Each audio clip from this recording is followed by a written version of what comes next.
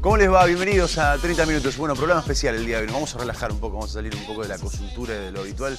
Vamos a estar hablando en un ratito de deseo, de sexología, de placer, de psicología, de un montón de cosas que está bueno para poder charlarlos y que creo que es poner estas cuestiones sobre la mesa, poder charlarlos, poder hablarlos, es lo que siempre termina sumando. Hoy nos visita Victoria Güemes, es psicóloga, es sexóloga también y vamos a estar charlando en estos 30 minutos. Buenas noches, bienvenidos.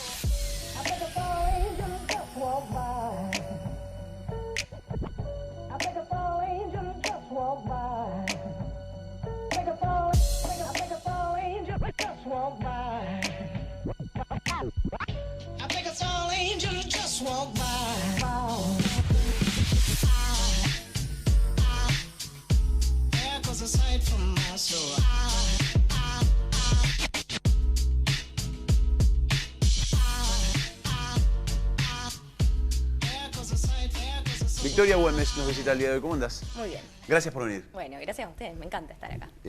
Vos sos psicóloga. Exactamente, licenciada en psicología. Y después me especialicé en sexología.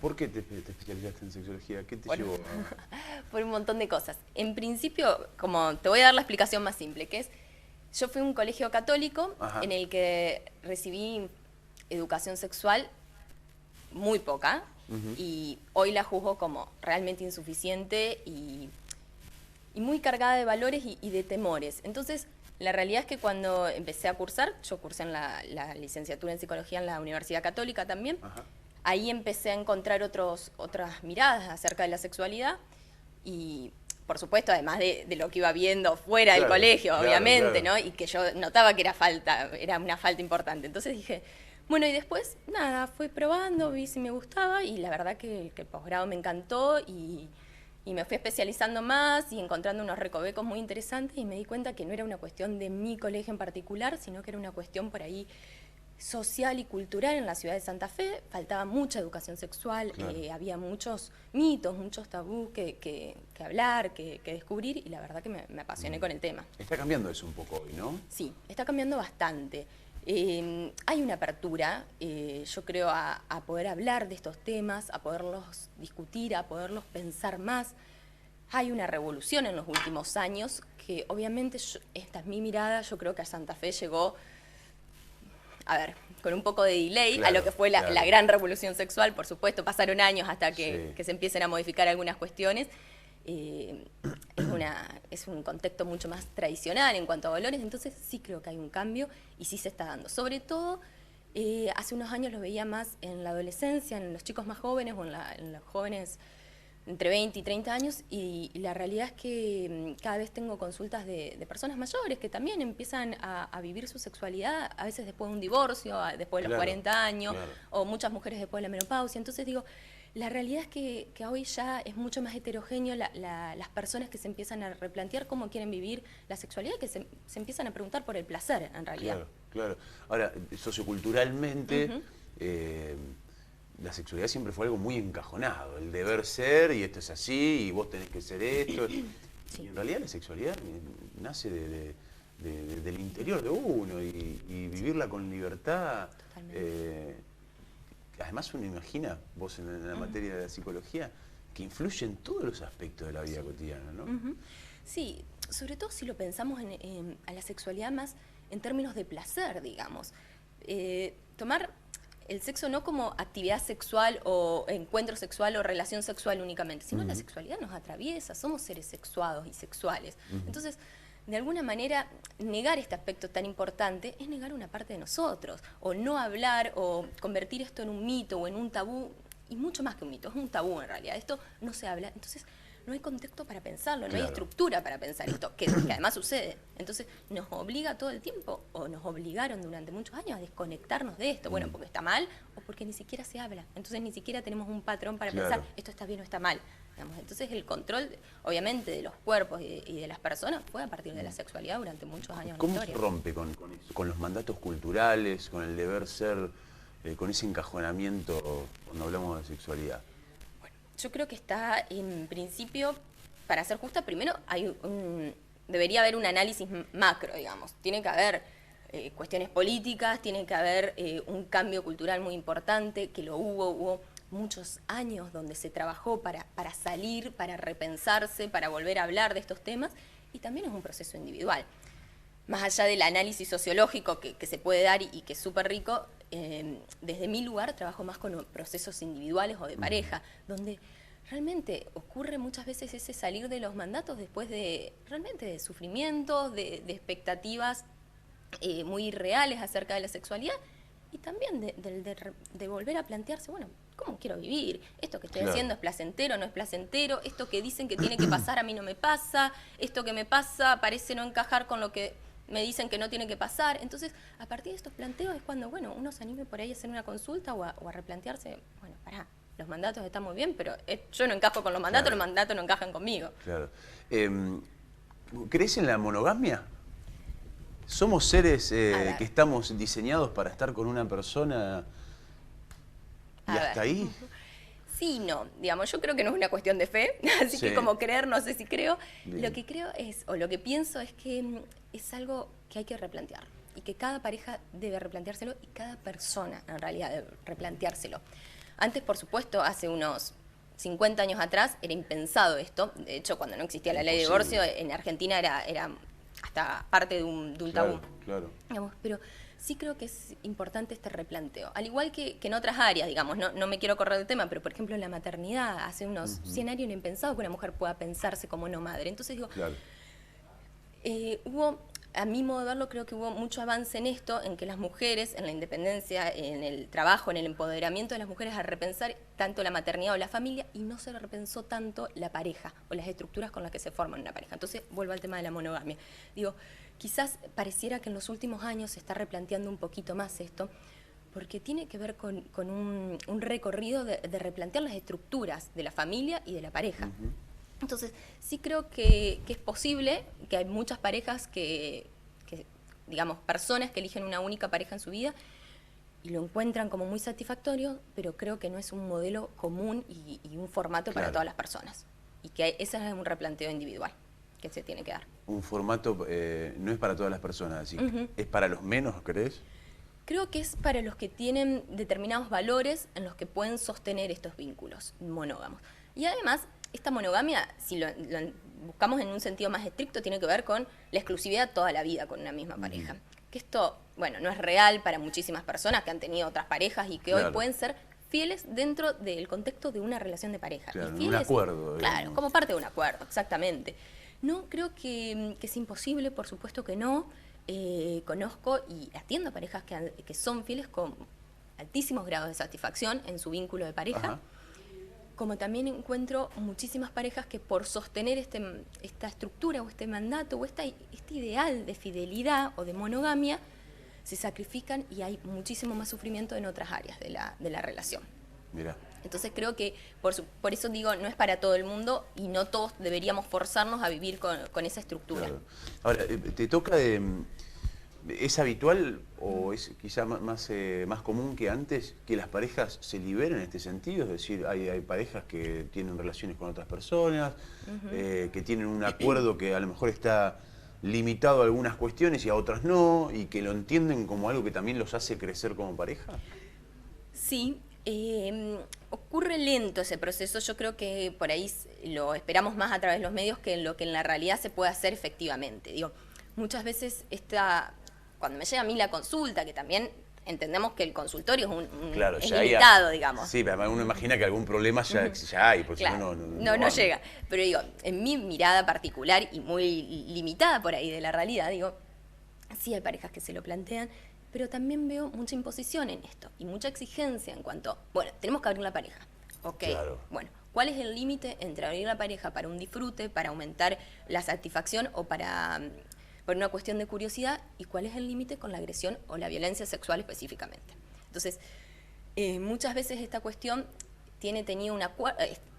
hay un acuerdo y muchas veces está tenido una cuestión de algo más impuesto, algo que tiene que ser así porque si no me voy, o si no soy infiel, o si no te engaño. Entonces, mejor que cedas en este acuerdo, porque la verdad que si no... ¿Es esto o...? Bancátela. Entonces, desde ese lugar, por supuesto que creo que es un acto de violencia sobre cualquiera de los dos de la pareja. Si hay un acuerdo, creo que puede llegar a ser muy saludable. Pero insisto en esto, tiene que haber un acuerdo y tiene que haber mucha conversación y volver a discutirse. No es un acuerdo de una vez y para siempre, como la fidelidad tampoco es de una vez y para siempre. Se tiene que volver a replantear con el tiempo. El deseo, digamos, como hilo conductor también de esta charla un poco. ¿Cómo se sostiene el deseo? Sobre todo en una relación de pareja, porque uno imagina años y años y años y una pareja que a lo mejor no dice, no, estamos bien nosotros dos, no necesitamos nada, pero el deseo es el deseo, digamos, hay que sostenerlo, se tiene que alimentar. Tal cual. Gran tema el deseo, es como bien amplio. En realidad, a ver, a mí me gusta pensarlo así, que es como yo se lo explico muchas veces a quienes me consultan. Vamos a partir de lo que es normal o esperable o saludable. Y uso estas palabras a propósito. Bien. Porque muchas veces lo que más veo yo es exigencias en cuanto al deseo. Tiene que haber ganas, tiene que haber deseo. Bueno, esperemos. Vamos a replantearnos. ¿Por qué tiene que haber ganas? ¿Hasta dónde tiene que haber deseo? Si no caemos en lo mismo. Vamos, sobre tu cuerpo te voy a decir. Pasamos de una época en la que a tu cuerpo le vamos a decir que haga tal o cual cosa y esto está bien o está mal, y ahora te decimos todo lo opuesto. Ahora tenés que tener deseo y tenés que mostrarte así y tenés que ser sexualmente activa. Ok, bueno, bajemos un poquito las revoluciones. Quizás no tanto, quizás podemos repensarnos un poco más. Digamos, entonces digo, primero suspendamos un poco el tema de los mandatos, porque si no, dejamos de volvemos un poco a esta de la sexualidad no tan libre y condicionada, que es de lo que estamos buscando salir. Entonces digo, hoy quizás los mandatos tienen otra forma. Antes estaba la religión, ciertas estructuras culturales, ciertas instituciones. Hoy a lo mejor tenemos otra mirada y podemos salir de esa estructura, pero están las redes sociales, están algunos medios de comunicación, están las novelas que nos dicen, bueno, vos tenés que tener esta frecuencia de actividad sexual y si no hay algo problemático en vos. Y ya no es normal. Entonces digo, vamos a pensar qué es lo esperable. Lo esperable es que una persona encuentre satisfacción en sus encuentros sexuales, encuentre placer. Entonces, yo siempre explico un poco lo mismo, tanto antes como durante como después. Digamos, tiene que ser placentero eso. Si en alguna de estas etapas hay sufrimiento, hay malestar, algo no está bien con el deseo. O hay una imposición, o hay algo que nos están forzando demasiado, o hay algo que después nos quedó inconcluso o insatisfactorio. Entonces, el deseo tiene que estar como acompañando todo el proceso. Y no es solamente la frecuencia de los encuentros sexuales. El deseo también es la fantasía, el interés que uno puede tener en el sexo. Es mucho más que cuántos encuentros tuviste esta semana. Porque si no es parte de lo mismo. Volver a tener encuentros como descarga, digamos, de algo que hay una tensión que hay que descargar. Entonces digo, primero pensemos qué es lo esperable o qué es lo que esta persona que consulta o esta pareja quiere, digamos, para su vida sexual. Entonces, a partir de eso podemos pensar fallas en el deseo, que repito, no tiene que ver con una frecuencia, sino tiene que ver más con desencuentros. Y esto es lo más común. Lo esperable, no me gusta la idea de normalidad, pero digo, como norma, lo esperable es que en algún momento de nuestra vida no tengamos deseo sexual. Digamos. Es lo esperable. Es lo esperable. Hay momentos en los cuales nadie pensaría que en 90 años de vida todo el tiempo tengamos actividad o deseo sexual. Lo más normal es que uno lo tenga y lo más frecuente es que en la pareja haya una discordancia en el deseo, que por momentos uno quiera más que la otra persona.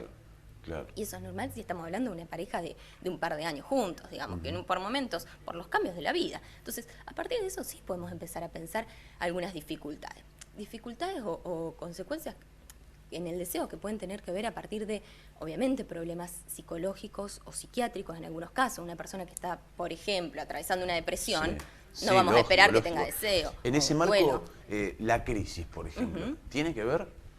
La crisis económica. Digo, por ejemplo, una situación de crisis de economía, digo, difícil llegar a fin de mes, no hay laburo, está todo como muy tenso constantemente. Uno llega a casa y ¿tiene que ver eso o no? Sí, te lo explico como algo más general. Cualquier crisis vital afecta al deseo. El deseo de vida muchas veces, el deseo de estar con la vida y el deseo sexual en particular. Entonces, cualquier crisis vital, cambios de trabajo, mudanzas, procesos familiares, por supuesto que afecta. Y obviamente la cuestión económica. Si yo tengo que dedicar gran parte de mi energía del día o de mi vida a resolver cómo pago los impuestos, o qué le doy de comer a mis hijos, o cómo llego a fin de mes, no hay mucha disponibilidad emocional, ni afectiva, ni recursos, ni restos de energía para dedicárselo a una pareja. Y buscar que el deseo esté intacto en esta circunstancia, yo lo pienso como una agresión, digamos. Insistir en que el deseo tiene que estar igual, por más que no sepas qué vas a comer mañana, digamos, o si vas a comer o no. Entonces digo, eso no es saludable y lo más probable es que la crisis, el malestar, la incomodidad afecten. para un lado o para el otro. También hay muchísimas personas que frente a momentos de crisis la sexualidad es el cable a tierra, el escape, el momento placentero o el divertido. Bueno, claro, digamos, claro. que explote todo y hay sociedades más sexuales que otras. Sí. Uno tiene, por ejemplo, la imagen de Europa, digamos. Hay una liberación, donde todo es mucho más relajado. O sea, ¿cómo somos acá? ¿Cómo somos? Es que Argentina es muy heterogénea. Yo te diría, es muy difícil. Pensemos, no tenemos que ir muy lejos. En la provincia de Santa Fe nos vamos un poco a Rosario y hay una liberación sexual completamente distinta. Hasta la ciudad de Santa Fe. Entonces, me encantaría poder hacer un análisis mundial, pero realmente no tenemos que irnos muy lejos para ver esto, digamos. En ciudades más grandes, por supuesto que encontramos cierta liberación en algunos aspectos, y en ciudades más chicas de la misma provincia, lo vemos en pueblos, claro, digamos, mucho donde, más conservadores en algunos casos. Por supuesto. Bueno, Santa Fe tiene eso, ¿no? Santa Fe, históricamente, de hecho está buena la comparación con Rosario. Santa Fe era el lugar de las familias patricias, de la iglesia, de las instituciones. Y Rosario era el lugar donde venían los inmigrantes, el arte, era... Ya en su concepción la ciudad de Rosario y la ciudad de Santa Fe tienen esa génesis absolutamente distinta una de otra. Yo lo sigo viendo, yo creo que la ciudad santafesina, la ciudad de Santa Fe, es una sociedad muy conservadora. Sí. Imagino que también en el aspecto sexual tiene que ver esto, ¿no? Sí, por supuesto, todavía hay muchos mandatos, muchas exigencias y es lo que te decía hace un ratito, digamos. Cuando hay algo que no se habla, aparecen también alguien a cubrir estos lugares. No es que las personas nos quedamos con la curiosidad o podemos sostener esta incertidumbre. Entonces, lo que empieza a pasar es que nos empezamos a buscar lugares. Antes estaban las instituciones, la religión para muchísimas personas, que hoy ya no está. Buscamos redes, amigos, conocidos, alguien que nos pueda explicar algo de cómo tenemos que vivir, que nos dé una estructura. Entonces, esta liberación fue muy positiva, digamos, bueno, está bien, salimos de ciertos patrones más tradicionales y más conservadores, pero quedamos un poco anómicos en todo esto. Entonces, de algún lado tenemos que encontrar cómo hacer, cómo funcionar sexualmente, y lo empezamos a buscar en muchos lados. Entonces, yo creo que ahí también aparecen estas exigencias de las que hablaba hace un ratito. ¿Y las redes?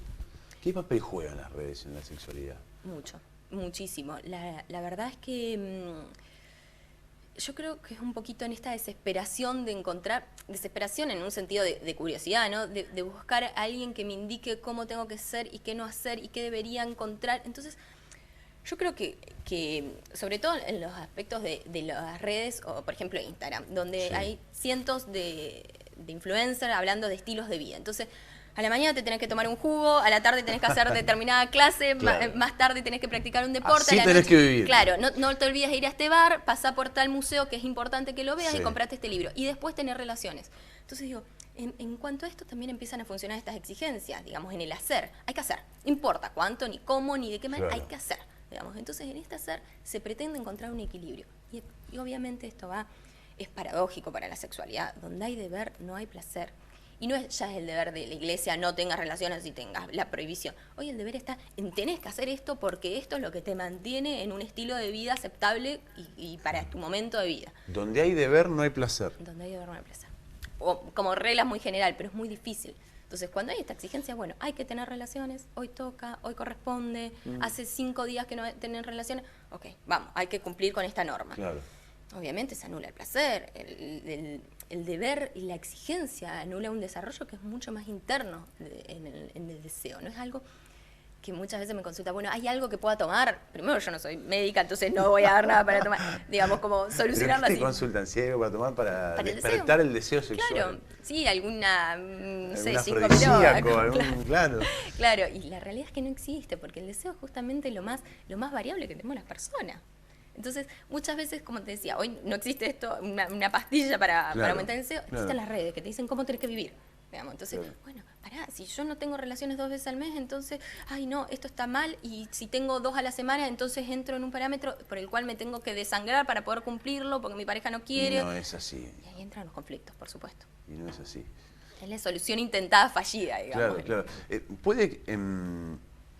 ¿Sobre qué uno proyecta el placer? Porque me imagino que el placer tampoco es algo, hoy tengo placer, no. O hoy tengo deseo. No, uno tiene proyecciones del deseo. Sí. Muchas veces con una persona sí, con la otra no. Muchas veces, qué sé yo, digamos, tampoco hay límites en eso. Totalmente. ¿Cómo es ese mecanismo de la proyección del deseo? Bien.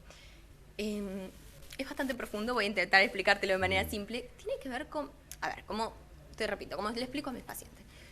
El deseo el sexual es como cualquier otro deseo en nuestra vida, digamos.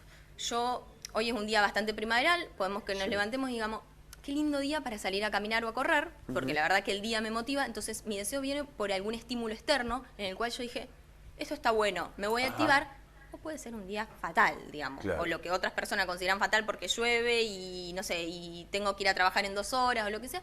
Igual así todo, hoy siento la necesidad interna, no sé por qué, de calzarme un par de zapatillas y salir a caminar a correr. Bien. Entonces digo, el deseo, como cualquier otra cosa de nuestra vida, puede surgir de un estímulo externo o de algo bastante interno. El deseo sexual pasa así. Entonces, hay cuestiones que una persona, obviamente, hay alguna cuestión erótica por la que nos genera interés, deseo, atractivo. Una pareja, si estamos en pareja, digamos, nos puede generar esto, pero también el deseo es algo que surge muy en el contacto con uno. Y esa es la gran falta que hoy tenemos que podemos revisar en cuanto al deseo. Muchas veces la falta de deseo tiene que ver con la desconexión emocional que uno siente. Con la desconexión, en esto que yo te decía, las exigencias y los mandatos, también en el hacer, digamos, no me puedo conectar con quién soy, con el ser, digamos, con lo que me pasa, con lo que siento. Entonces, la desconexión con el placer, a veces es el placer sexual, pero está desconectado la persona, o estamos todos a veces desconectados, del placer en cualquier actividad de nuestra vida, sea comer, sea salir a caminar si nos gusta salir a caminar, o escuchar música y quedarnos bañando 20 minutos abajo de la ducha, por placer nada más. Entonces digo, muchas veces la falta de deseo tiene que ver con esto, falta de placer en la rutina, digamos. Y también del encuentro o la falta de encuentro con el propio cuerpo, con las sensaciones placenteras, que a veces no tienen que ver únicamente con un encuentro sexual, sino con sensaciones agradables, no sé, recibir masaje, estar sentada arriba de la estufa un ratito, o abrigarse y mirar una película, digamos. Entonces muchas veces viene de ahí. Tengo que hacer un corte muy breve, pero quiero preguntarte, hay una novela nueva que está, yo no la vi, pero empecé a leer en todos lados, que rompe las estructuras de familia, de sexualidad y todo. ¿La ubicás? Pequeña Victoria, ¿me decís? Exactamente. Listo. Bien. Sí. Quiero que charlemos de eso, a ver qué te parece. Buenísimo. Hacemos un corte, no te vayas, hay más 30 minutos.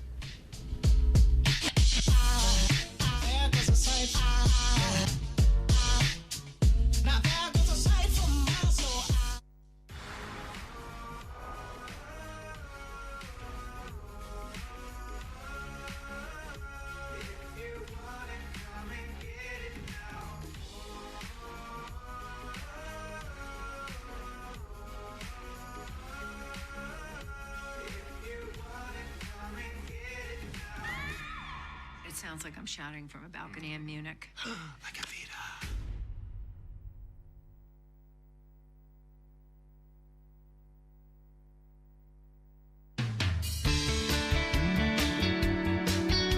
Termina el día bien informado con noticias de tu ciudad.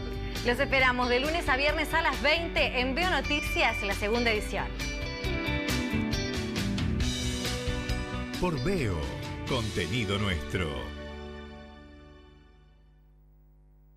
Vos que sos comerciante, emprendedor, profesional o tenés un oficio, ¿qué recomendás para vender más? QR, claro. No pierdas la oportunidad de hacer crecer tu negocio. Solo tenés que pedir tu QR en bancosantafe.com.ar/cobrar con QR.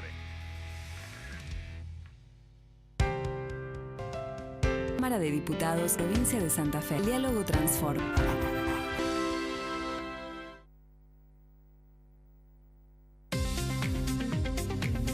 Canalveo.com, el nuevo portal de noticias de nuestro canal. Nuestras noticias, estés donde estés. Entérate de la actualidad como solo Veo puede contártela. Tu provincia, tu ciudad, tu barrio y todo lo que realmente te interesa. Visítanos en canalveo.com y conectate con nuestras noticias.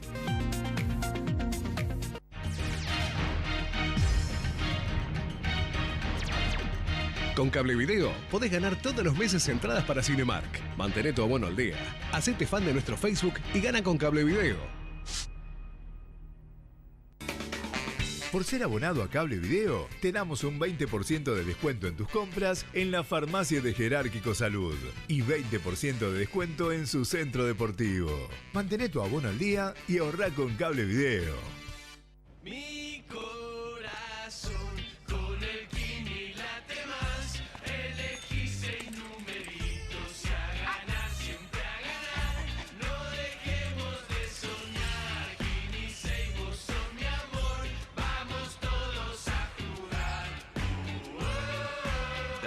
Prendete. Vos también hacete fanático al ritmo del Kini 6 y vení a festejar todas las semanas.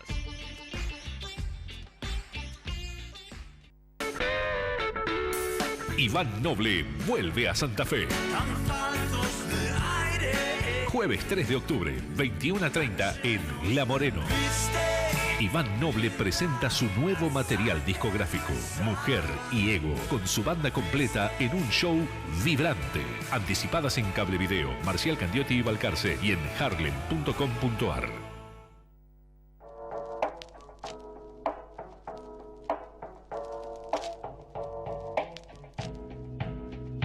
Seguimos charlando con Victoria Güemes. Te decía antes del corte, apareció una novela, ¿cómo se llama? ¿Mi pequeña Victoria? Pequeña Victoria, si no me equivoco, sí.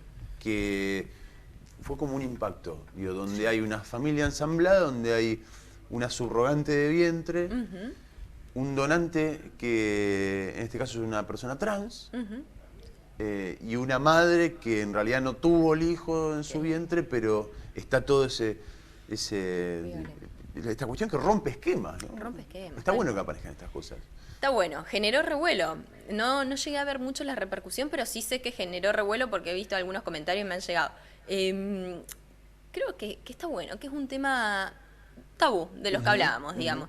De la subrogancia o el alquiler de vientres, digamos, que es algo que hoy está muy border en Argentina, está legalizándose de algunas maneras, no hay una legislación estable en cuanto a esto. No es que es inestable, digamos, no conocidas por todo el mundo. Entonces digo, también me parece que viene a proponer, digamos, repensar estas estructuras. La verdad que hay que ver el desarrollo de la novela, creo que fueron 2 o 3 capítulos hasta ahora, vamos a ver cómo se resuelve el nudo de la cuestión o para qué lado va, o quién hace ahí un poco de pogo para qué lado vaya también el tema, ¿no? Pero salió y ya empezó a transformarse en un tema de conversación, inclusive entre gente que no la vio. Sí, exactamente. Sí, yo creo que plantea algunos temas bastante picantes, algunos temas interesantes, que son, obviamente, la maternidad de una persona trans, de una chica trans, una mujer trans, que es la donante de espermatozoides. Después tenemos a una mujer que no puede parar de trabajar, si no me equivoco, es como una adicción al trabajo y no sabemos por qué problema o por qué decisión decide alquilar el vientre para que otra mujer geste. Entonces, yo creo que lo principal es poder ver esto. O a mí, particularmente, cuando vi algunos capítulos, me llamó la atención esto. Bueno, el sufrimiento de esa mujer gestante, digamos, que presta el cuerpo. Digamos, bueno, obviamente yo lo pienso desde mi mirada más feminista, en la que puedo entender, digamos, que esto es usar el cuerpo de una mujer, digamos. Es el extremo de la violencia hacia o contra el cuerpo de una mujer, digamos, y contra la sexualidad de una mujer. Entonces, usar el cuerpo de una mujer como envase, para mí es el extremo, al igual que lo considero con la prostitución. Entonces digo, yo creo que está bueno empezar a ver esa otra cara, que no son mujeres que por amor al arte o por una decisión altruista deciden dar su cuerpo. Eso sucede en algunos casos, es real, pero la minoría de los casos. La mayoría son mujeres necesitadas, en general con necesidades económicas, insatisfechas, de clases bajas, socioculturalmente bajas. Entonces digo, que acceden a esto como una forma de obtener dinero, realmente. Entonces, eso sí es un abuso sobre el cuerpo de una mujer y considerarla, obviamente, el límite del objeto.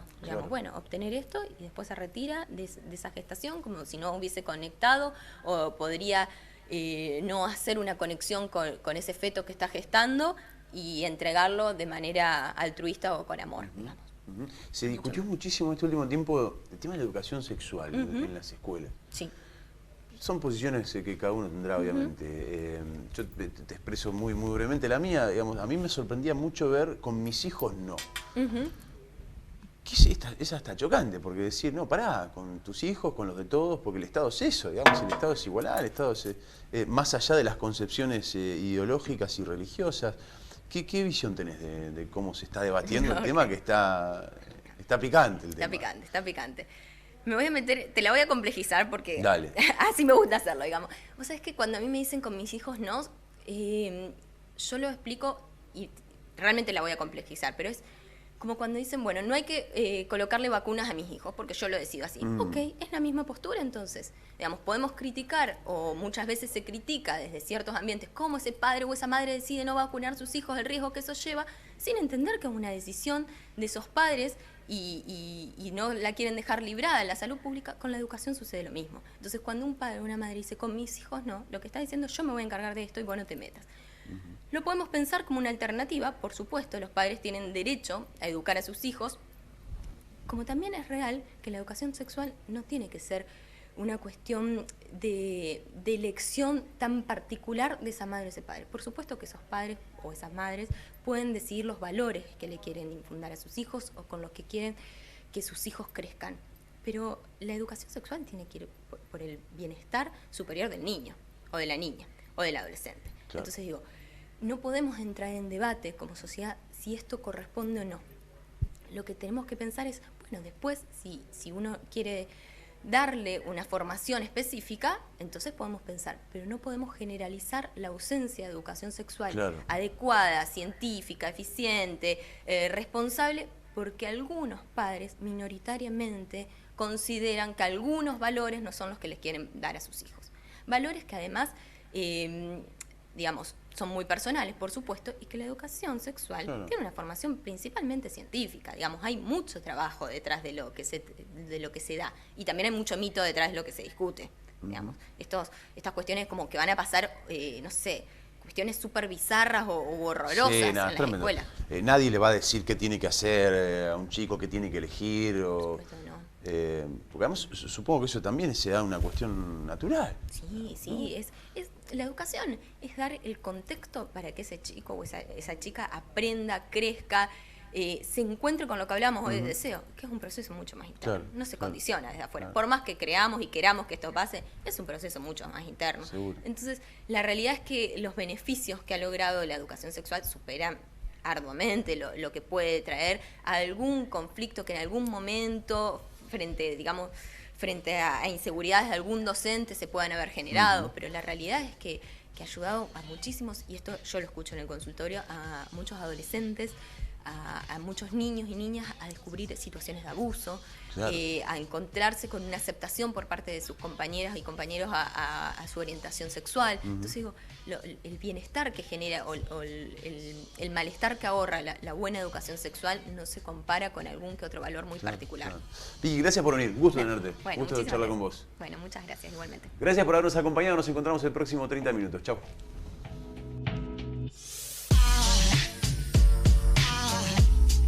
Aside from my soul.